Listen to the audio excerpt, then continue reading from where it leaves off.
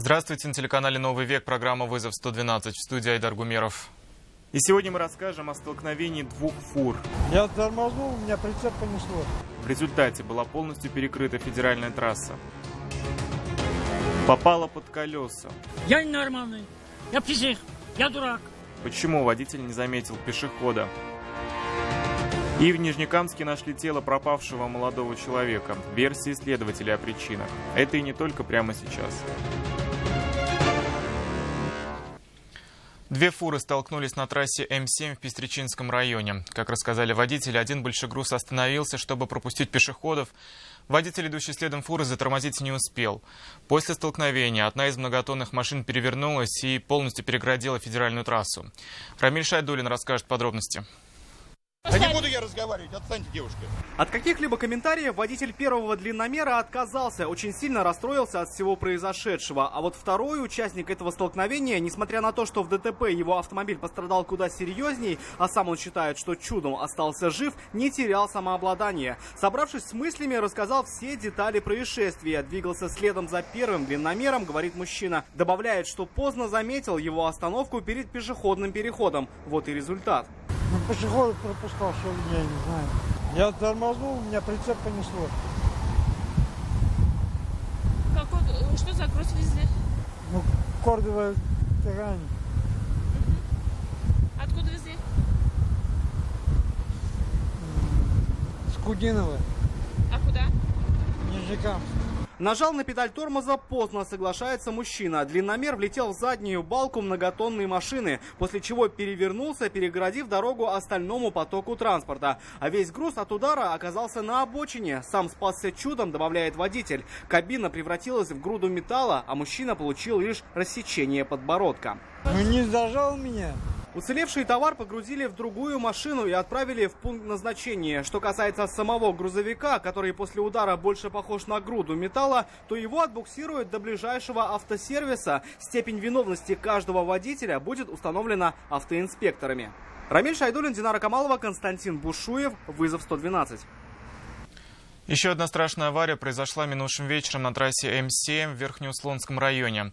Там лоб в лоб столкнулись и «Шкаблук», и «Лада» 15 модели. От удара обе машины превратились в груду металла. Как пишут в социальных сетях, чтобы извлечь пострадавшего из «Лады», сотрудники МЧС срезали крышу автомобиля.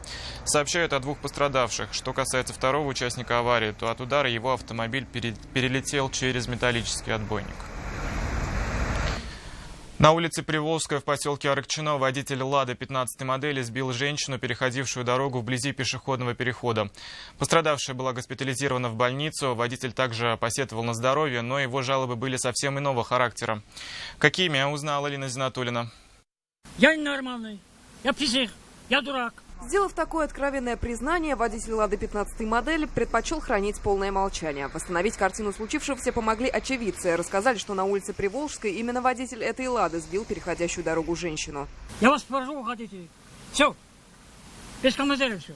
Пешеход, как рассказывают свидетели, шла не по самому переходу, а рядом, метрах в 5 от него. И добавляют, что этот участок дороги плохо освещен, и чего-то подобного они давно ждали. Прибывшая на место ДТП бригада скорой помощи, осмотрев пострадавшую, госпитализировала ее в 12-ю городскую больницу. После тщательного обследования отпустили. Женщина получила ушибы и ссадины, и стационарное лечение не требовалось. Водитель же «Лады» еще долго не мог прийти в себя. Степень его вины установят автоинспекторы.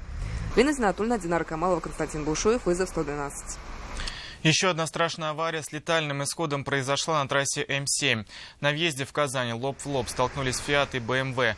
В результате столкновения последняя перевернулась, вылетев в кювет. Итальянская же иномарка полностью лишилась передней части автомобиля. Ее водитель скончался мгновенно. Второго участника аварии госпитализировали прибывшие на место медики. Как рассказали свидетели, один из водителей мог уснуть за рулем. Сейчас эту версию проверяют сотрудники ГИБДД.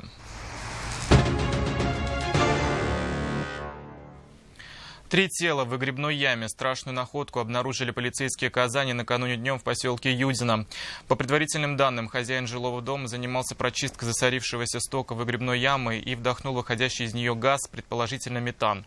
После чего потерял сознание. Услышав крики о помощи, за ним спустился сын и также упал без чувств. Ставшая свидетелем трагедии женщина сообщила о произошедшем соседям и тоже залезла в яму, после чего упала. Прибывшие на место экстренной службы спасти людей не смогли. Татарстане пилот вертолета «Робинсон-44» совершил жесткую посадку, вследствие чего у летательного аппарата оторвало задний винт. Люди в происшествии не пострадали. Как рассказал пилот, он должен был совершить полет в Москву. После взлета на высоте около 200 метров почувствовал сильную вибрацию в области винтов и принял решение о посадке. В настоящее время проводятся проверочные мероприятия, выясняются все обстоятельства происшествия. По результатам проведения процессуальной проверки будет принято процессуальное решение. Хотели заработать денег, но получили лишь проблемы с законом. 4 жителей Казани и Зеленодольска обвиняются в незаконной организации проведения азартных игр. По версии правоохранителей, предполагаемые злоумышленники арендовали нежилое помещение в одном из районов города весной нынешнего года. Там же они и проводили азартные игры, закупив все необходимое. После ликвидации подпольного казино оперативники изъяли 8 компьютеров, 35 тысяч рублей, видеорегистратор и сотовый телефон. Свою вину обвиняемые признали в полном объеме. В их отношении избрана мера пресечения в виде подписки о невыезде и надлежащем поведении. В суд направлено уголовное дело в отношении жителей Казани и Зеленодольска, занимавшихся незаконным игорным бизнесом. Следственными органами завершено расследование уголовного дела в отношении группы лиц. Они обвиняются в совершении преступлений, предусмотренных частью 2 статьи 171 прим. 2 Уголовного кодекса Российской Федерации. Незаконная организация и проведение азартных игр. Внимание, розыск. В Татарстане ищут без вести пропавшего Низамова Аската Аслямовича. Мужчина 1963 года рождения ушел из дома в деревне Буляк Актанышского района республики 4 июня нынешнего года, и до сих пор о его местонахождении ничего не известно. На вид ему 55 лет. Был одет в темно-синий трико с лампасами, темно-серую олимпийку и черную куртку-ветровку. На ногах были галоши. Всем, кто обладает хоть какой-либо информацией, просьба обращаться по телефонам, указанным на экранах. За информацию, которая поможет найти человека, родственники гарантируют вознаграждение. А в Нижнекамском районе рыбаки обнаружили тело пропавшего больше 3 недель назад 23-летнего Артема Савельева. Следователи не исключают насильственной смерти молодого человека. Тем временем в Нижнекамске идут поиски еще 2 молодых людей, пропавших при загадочных обстоятельствах. Динара Камалова с подробностями. Лежащий рядом с телом паспорт не оставляет родственникам надежд на возвращение 23-летнего Артема Савельева живым. Один из 3 пропавших найден мертвым в Каме в районе Корабельной рощи. Тело парня обнаружили рыбаки. Их привлекло что-то синее, плавающее в реке. Подплыв поближе, они увидели капюшон куртки. В одежде трупа были обнаружены его документы, деньги, ключи, то есть личные вещи пропавшего. Смерть, вероятнее всего, была насильственной, поскольку труп обнаружен в воде, то есть умер он нет заболевания. Скорее всего, от затопления. Судимство, конечно, не готово. Данных у нас нет. 23-летний Артем Савельев ушел из дома 26 июня в 4 часу утра. Последний раз его видели на развилке дорог Корабельная роща Майдан. Родственники и волонтеры, спасатели прочесывали этот район ежедневно, но результатов не было. На Каме может находиться еще один пропавший, 25-летний Адель Гарипов. Он отдыхал с друзьями на Красном Ключе. Там, на понтонном мосту, его и видели в последний раз. Недавно в социальных сетях появилась информация о найденных ключах, возможно, принадлежащих Аделю. Но мама этот факт опровергает. У него все ключи в сумке остались. Документы, ключи, телефон. Со стороны полиции сейчас какие-то поиски ведутся? Он говорит, что, к сожалению, никаких новостей нету. Я говорю, может, молодые люди, вот, которые 3 с ним были. Но как мы их допросили, дело ведется. Вот, о чем они там рассказывали, он же об этом нам не говорит.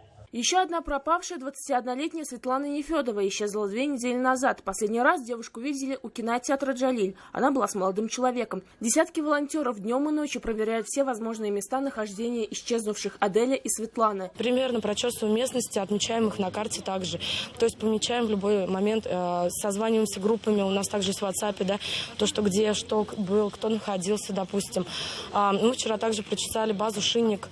Там просмотрели здание, просмотрели, получается, весь берег около воды. Занимаемся Аделем. Естественно, если что-то будет, по поводу Светланы, мы тоже. Но мы прочесываем сейчас дубки, Красный Ключ полностью, Святой Ключ, Зангаркуль. Вот сейчас мы приехали в лагерь Кама, будем спускаться вниз к берегу. Тем временем доведенные до отчаяния родственники уже готовы к нетрадиционным методам поиска, помощи экстрасенсов и гадалок. Динара Камалова, Анастасия Попова, Рафаэль Ракипов и Ренат Харасов. Вызов 112.